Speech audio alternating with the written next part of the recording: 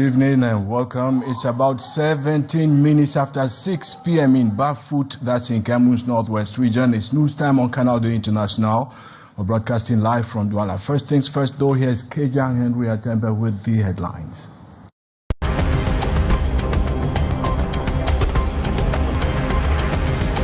After weeks of relative calm, it was a particularly bloody weekend in parts of the northwest region of Cameroon, while the remains of two unidentified individuals were discovered behind a Catholic church in Bafut on Sunday. The corpses of 7 suspected separatist fighters were deposited along the Bamenda-Bengui road for collection earlier on. Across the region, residents say fear is fast returning. Meantime, in less than 1 week, Christian faithful the world over will commemorate one of the most important days on their calendar, Easter Sunday, which marks the resurrection of Jesus Christ. Christian communities are intensifying preparations in several ways, including in Cameroon, where solemn reflections and prayers are the order of the day every day. And in Gabon, opposition leader Alain-Claude Bilibize, who won a mega 3% of the vote in Sunday's presidential election, says the process was shrouded in opacity and fraud.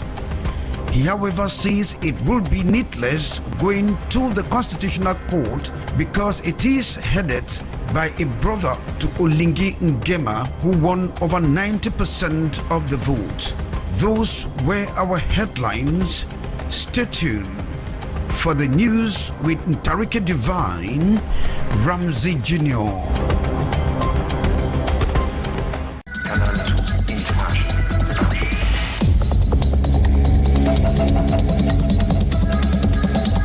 Canal International.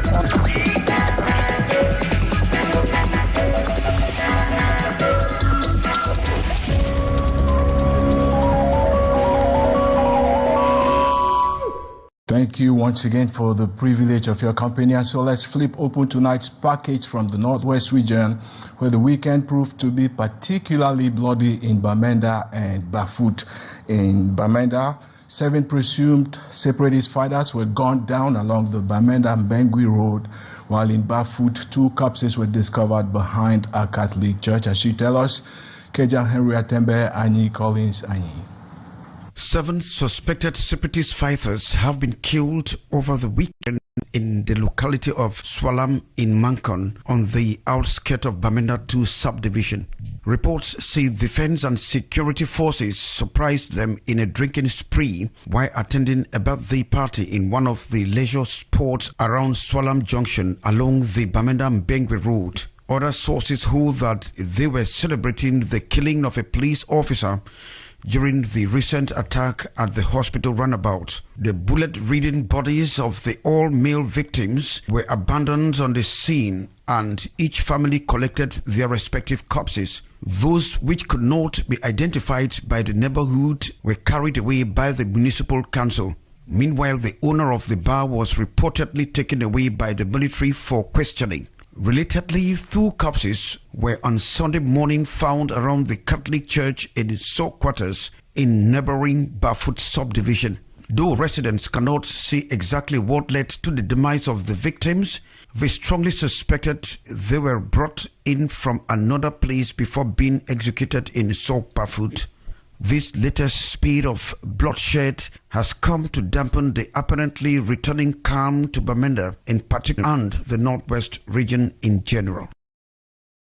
And as the countdown to this year's presidential elections continues to narrow, the social media platforms are increasingly inundated with predictions on the probable winners and, of course, losers. It's a phenomenon that has been triggering reactions and diverse ones from the political class. But up next, Beatrice Ngamo in Yaoundé finds out if these polls can influence public opinion as well as voters. Here's a report. The social media with her polls ahead of the presidential election to hold in about 6 months in Cameroon, triggering reactions. the classification of percentages representing who is up, who is down, which party is leading, who is likely to win their different publications. Some key findings include that of the African Perspective Institute, predicting Paul Biya on top with 41.66%. The American Technologies and Services holds same forecast, giving Paul Biya a higher percentage of 70%. The United English for a United Cameroon contrastingly suggests Maurice Kamto will win with 52.6% of the votes, followed by Cabral Libby with 14.9% and Paul Biya with 13.6%. C'est une manière de booster la population et il faut toujours se dire que les sondages, c'est une catégorie de personnes. Its credibility doubtful, especially as such polls common in the Western world, not a tradition in Cameroon. These polls are to show that, for example, in the opposition, I am the leader and not the other, and I can win the election and not the other. It is simply political trade. The population as a whole are called to be on the alert. It contributes to animating the political scene. There are many manipulations in it. Today, I think voters, the population, should take note of this. The best time for such polls to shape opinion and denigrate political adversaries, the experts hold, will be after the Electoral College has been convened. On n'a pas besoin des sondages pour savoir qui va gagner l'élection présidentielle ou pas. Those publishing polls on the social media are playing their game, but the realities of Cameroon remain. Meantime, the past 2 years have been particularly lucrative for cocoa farmers countrywide. The good news does not end there, though, because Cameroon has managed to consolidate its position as the fourth largest cocoa producer in the world. Experts now attribute these gains to a strategy, a long-term one, meticulously implemented by the government, the Cocoa and Coffee Board, as well as industry stakeholders. Here's Ambo Gladys Ndibang. Cameroon's cocoa is considered unique and more competitive globally. Recent improvements in quality and quantity have driven a rise in prices, with farmers selling cocoa for up to 6,000 CFA francs per kilogram. The country now produces 266,725 metric tons annually, thanks to reforms in farming practices, seed distribution, and support for cooperatives. This is the result of long-term government efforts, beginning with the sensitization of farmers on improved farming and storage techniques.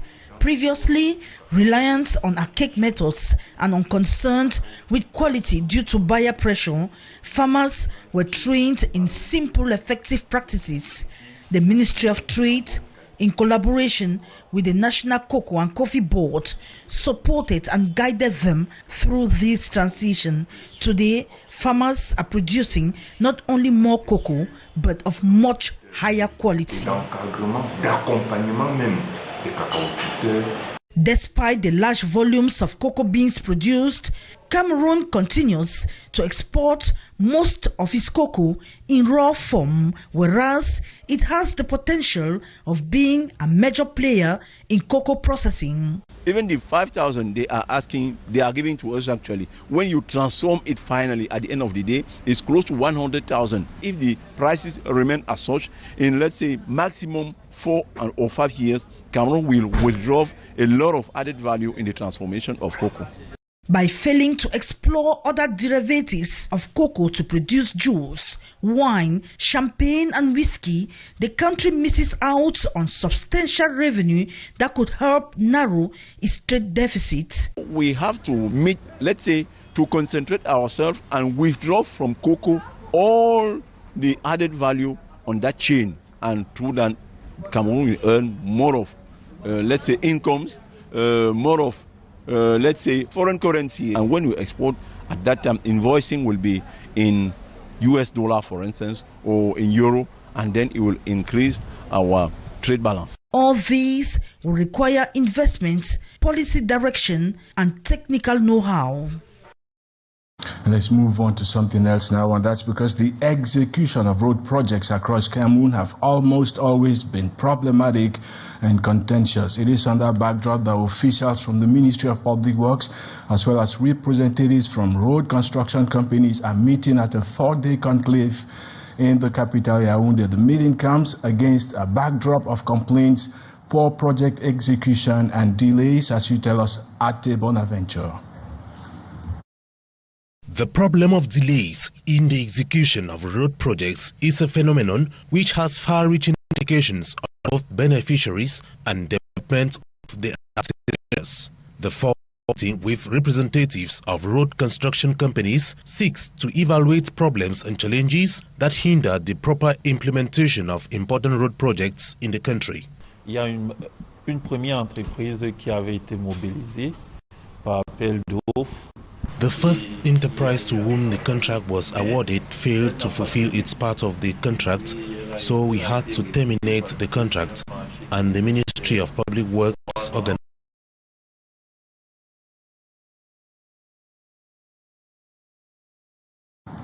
We're sorry for that mix-up. We'll definitely be coming back to that story. It's ongoing. It's a 4-day conclave happening in Yaoundé to fix the problems we face in road projects across the country.